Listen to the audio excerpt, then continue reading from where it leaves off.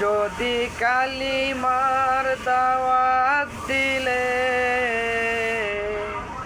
গলেতে পড়তে হয় ফাঁসি। যদি কালিমার দাওয়াত দিলে গলেতে পড়তে হয় ফাঁসি।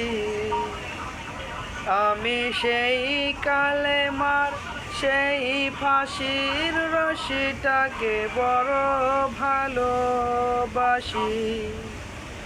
আমি সেই কালেমার সেই ফাঁসির রশিটাকে বড় ভালোবাসি।